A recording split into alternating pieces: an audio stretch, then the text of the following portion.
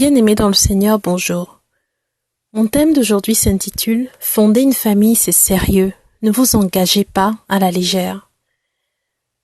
Nous allons lire premièrement dans Genèse chapitre 2, versets 22 à 23.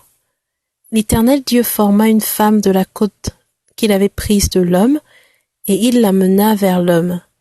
Et l'homme dit, voici cette fois, celle qui est os de mes os et chair de ma chair. On l'appellera femme parce qu'elle a été prise de l'homme. Adam était super content d'avoir rencontré Ève.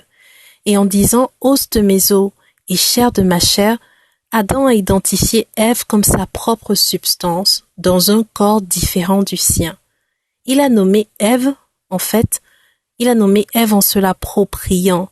Il lui a en quelque sorte donné son nom en disant « On l'appellera femme parce qu'elle a été prise de l'homme ». Le mot employé en hébreu le mot qui a été traduit par femme, en fait c'est isha en hébreu. Et le mot qui a été traduit par homme en français, c'est le mot ish en hébreu. Donc en fait, Adam a dit on l'appellera isha parce qu'elle a été prise de ish. Donc en quelque sorte, Adam a nommé Ève en se l'appropriant parce qu'il a reconnu en elle quelque chose de lui, sa substance, ses os. Voilà. Donc jusqu'aujourd'hui, lorsqu'un homme et une femme se marient, la femme remplace le nom de son père par celui de son mari. Et on n'appelle plus la femme du nom de son père, mais on l'appelle du nom de son mari pour montrer qu'elle est passée d'une maison à une autre, pour montrer qu'elle est passée d'un leadership à un autre. Donc son mari lui a donné son nom, son mari lui donne son nom à lui. Si vous donnez votre nom à une personne ou bien à une chose quelconque, alors cela signifie que vous revendiquez cette chose comme votre propriété.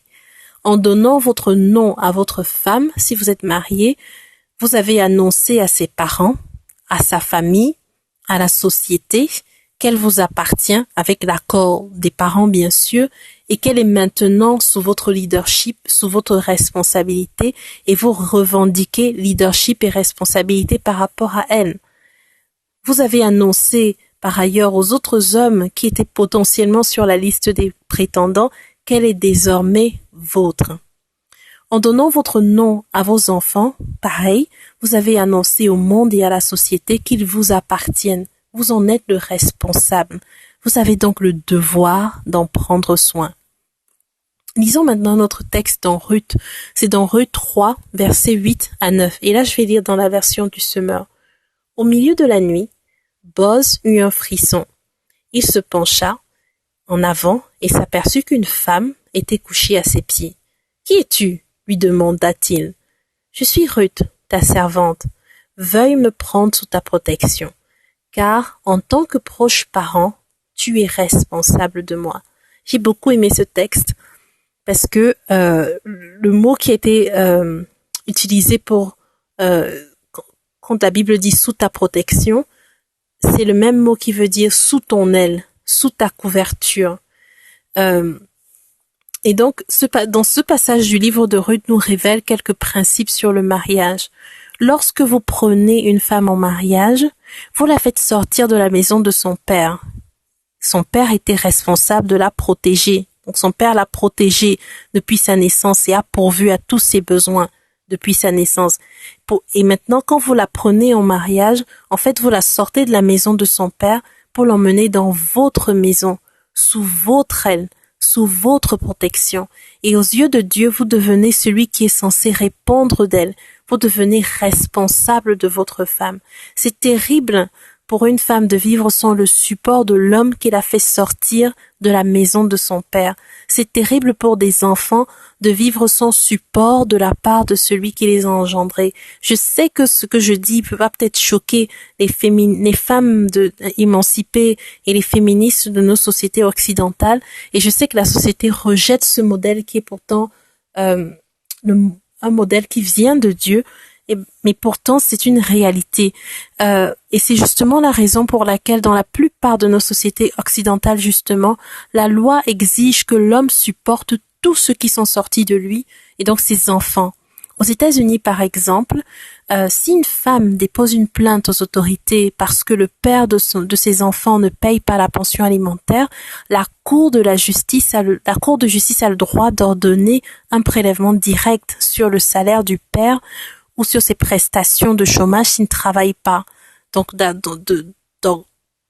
d'ordonner un prélèvement donc de la somme qu'il était censé payer. Et ces sommes sera versées directement à la mère pour les besoins des enfants.